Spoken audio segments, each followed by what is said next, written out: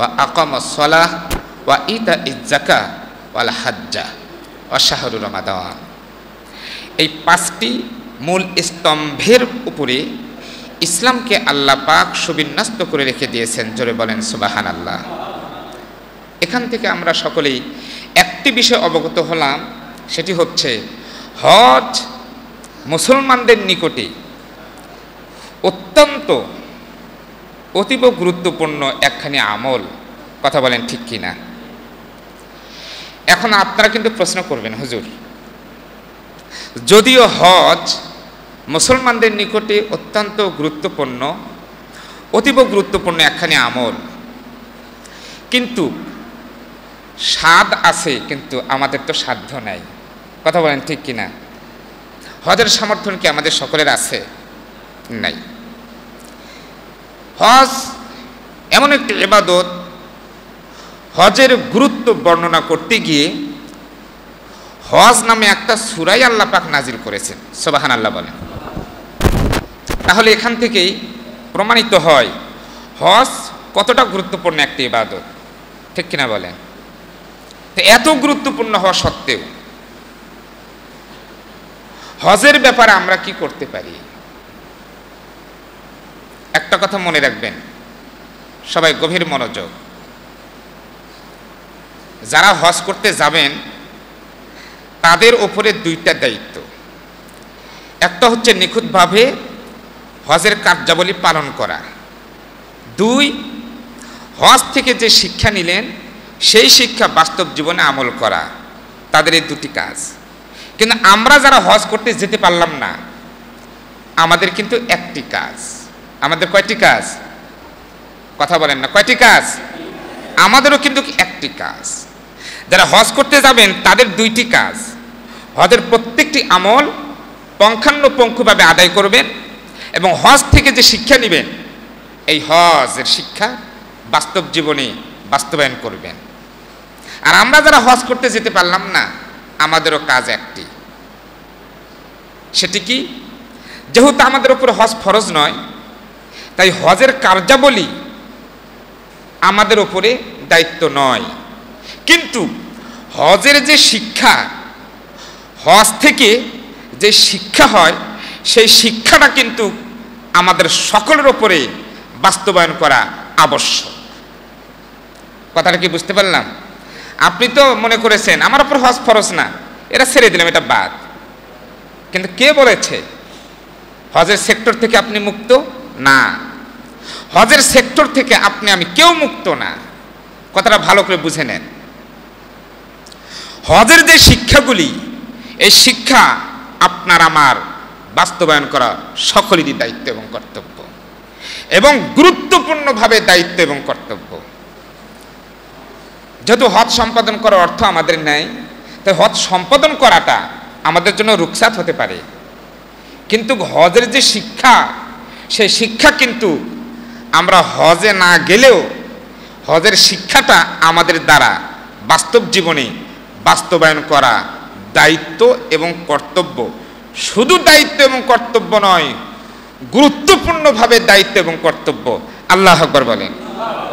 এবার আসুন হজের শিক্ষা নিয়ে কিছু আলোচনা করা তাহলে একান্ত প্রয়োজন। কথা বলেন ঠিক কিনা?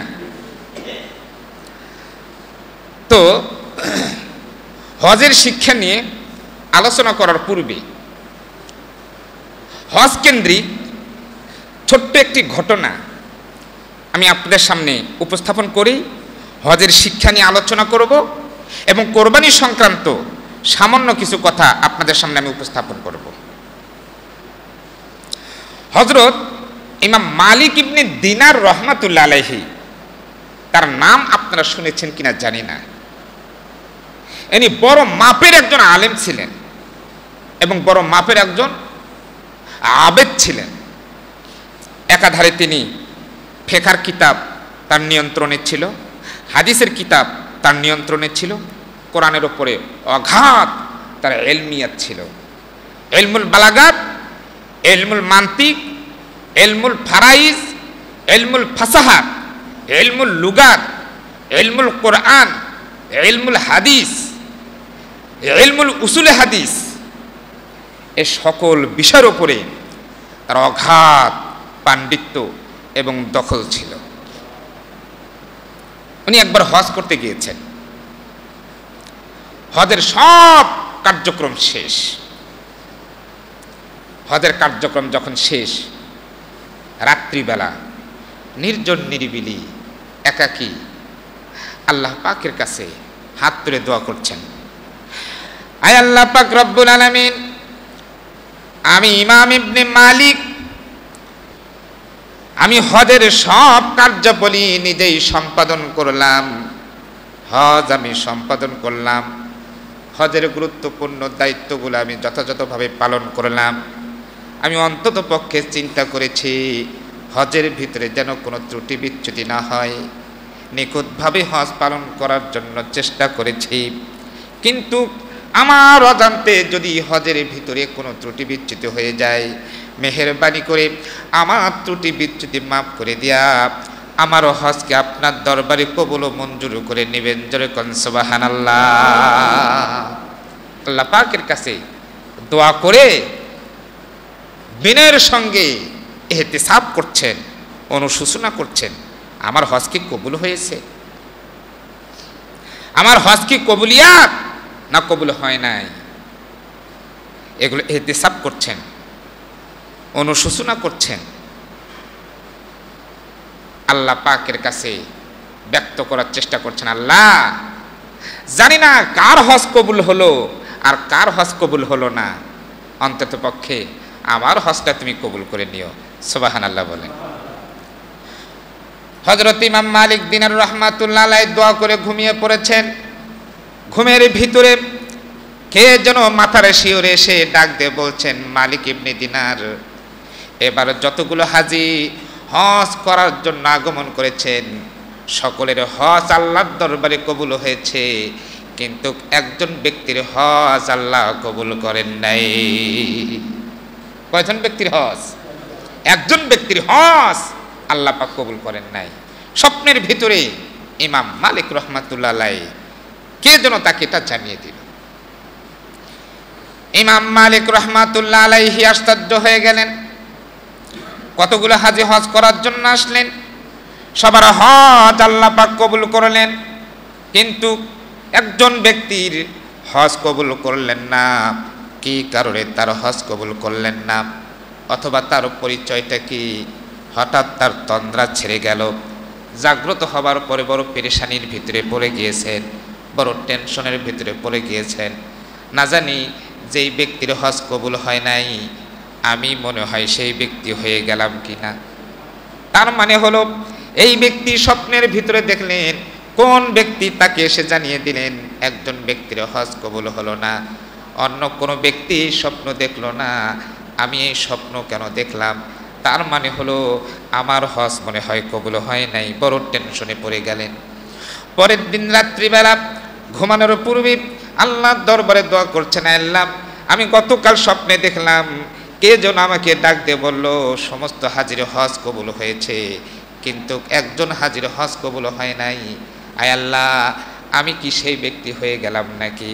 আমি যদি সেই ব্যক্তি হয়ে থাকি, অন্তত পক্ষে আপনার কাছে আমি ক্ষমা চাই, আপনার কাছে আমি মাপ চাই। মেহেরবানি করে আমার হজ আপনার দরবারে কবুল ও মঞ্জুর করে নেন। জোরে জোরে চিৎকার করে বলেন সুবহানাল্লাহ। জোরে বলেন আল্লাহু আকবার। হযরত ইমাম মালিক দিনার রহমাতুল্লাহ আলাইহি এই দোয়া করার পরে ঘুমিয়ে পড়েছেন। হঠাৎ সেই দিন তিনি স্বপ্নের ভিতরে দেখলেন একজন ব্যক্তি আবার হাজির হয়ে গেল। সেই ব্যক্তি ডাক দিয়ে বলতেছে, ইমাম মালিক রে, তুমি অত্যন্ত টেনশনের ভিতরে আছো, তুমি অত্যন্ত পেরেশানির ভিতরে আছো, তোমার হজটা কবুল হয়েছে কি হয় নাই? রে ইমাম মালিক ইবনে দিনার, আমি তোমাকে ঘোষণা দিলাম অবশ্যই তোমার হজ কবুল হয়েছে। স্বপ্নের ভিতরে ইমাম মালিক রহমাতুল্লাহ আলাইহি ডাক দিয়ে বললেন, ভাই কে আপনি? কি আপনার পরিচয়? আপনাকে চিনলাম না, তবে আপনার কাছে বিনয়ের সঙ্গে প্রশ্ন করলাম কার হজ কবুল হয় নাই, ওই ব্যক্তির পরিচয়টা আমাকে একটু প্রদান করেন, ওই ব্যক্তির নামটা আমাকে মেহেরবানি করে একটু বলে দিন। স্বপ্নের ভিতরে ওই ব্যক্তি হযরত ইমাম মালিক দিনার রহমাতুল্লাহ আলাইহি কি স্পষ্ট করে জানিয়ে দিলেন, রে ইমাম মালিক ইবনে দিনার, কান পেতে ভালো করে তার নামটা শোনো। ওই ব্যক্তির নাম হলো মুহাম্মদ ইবনে হারুন সমরখন্দি। মুহাম্মদ ইবনে হারুন সমরখন্দি নামক একজন ব্যক্তি হজ করার জন্য এসেছেন।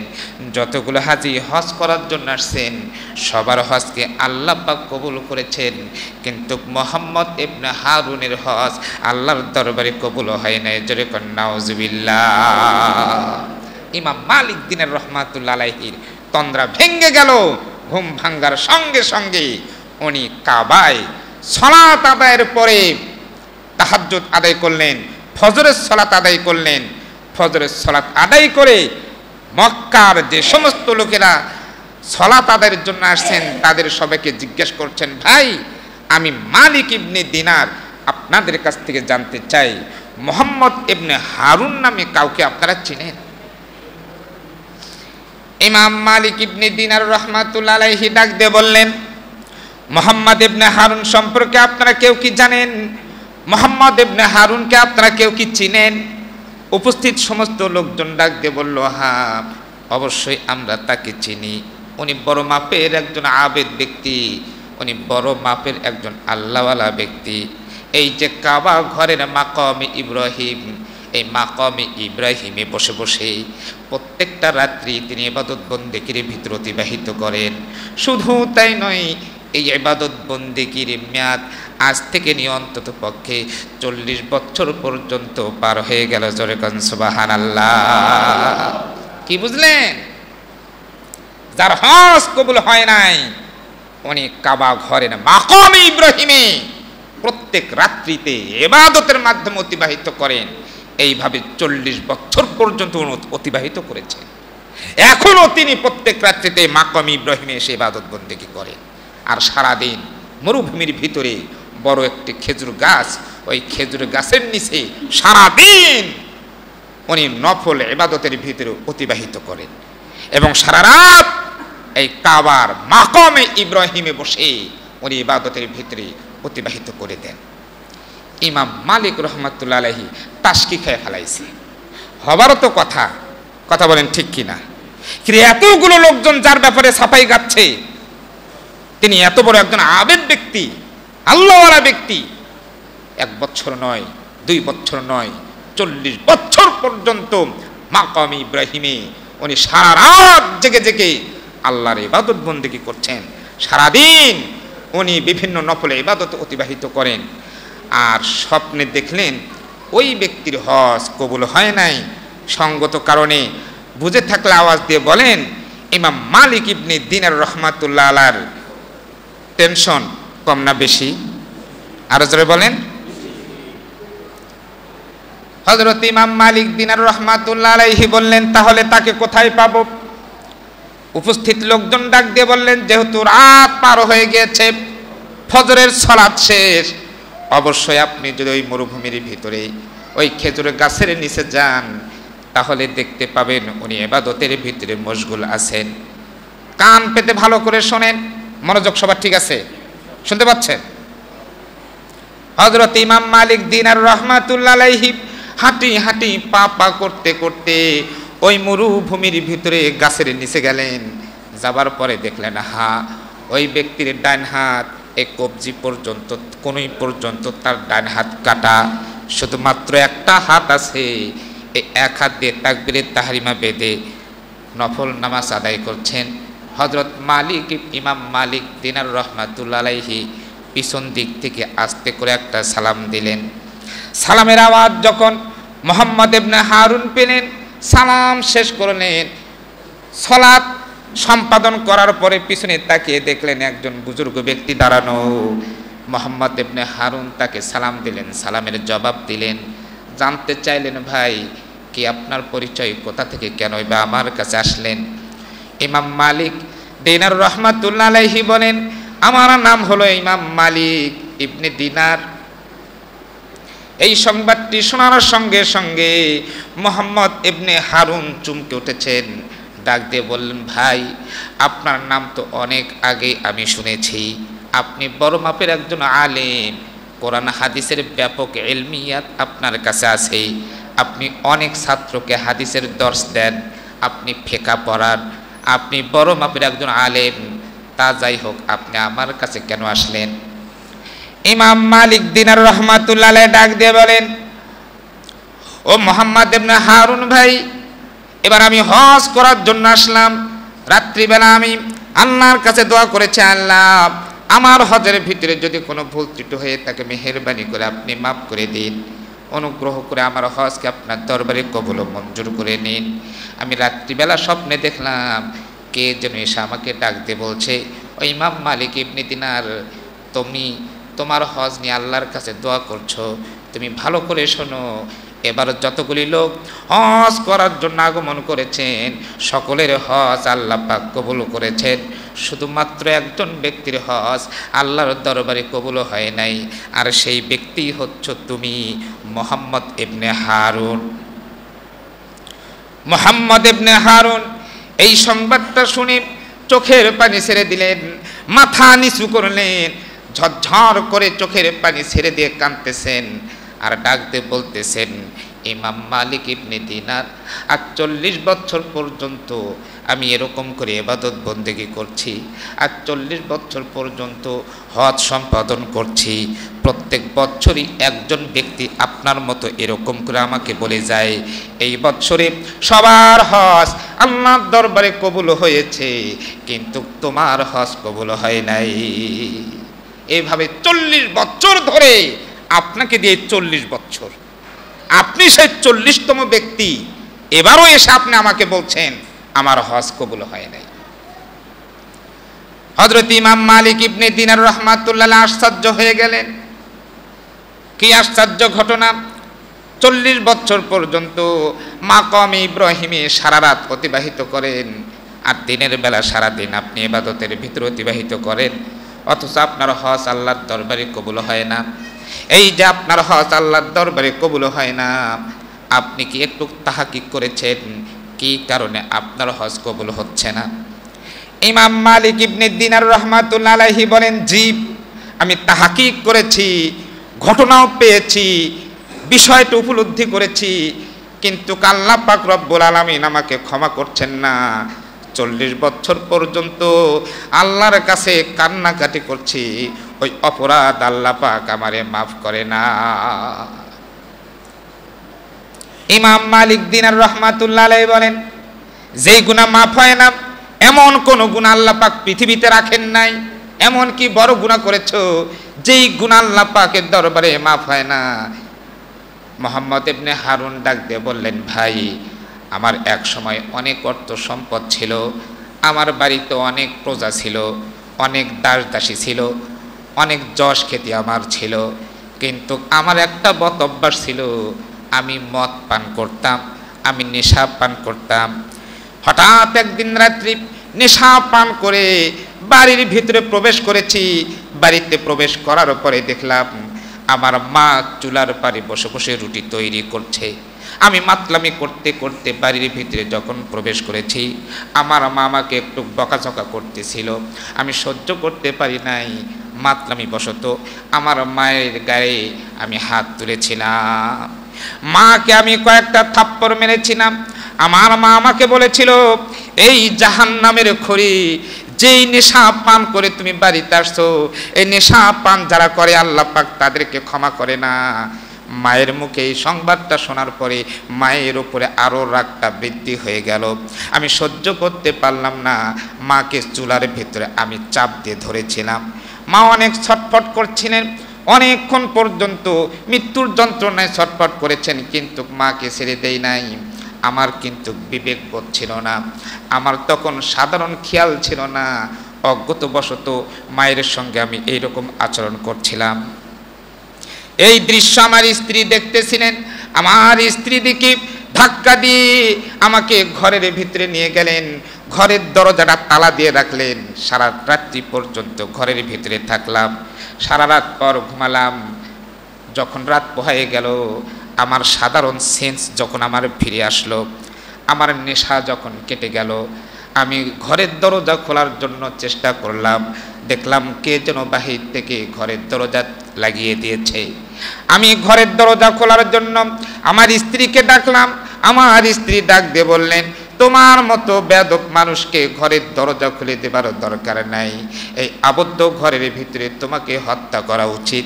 জিজ্ঞাসা করলাম, প্রাণের বিবি রে, কি জন্য তুমি এরকম করে কথা বলছো?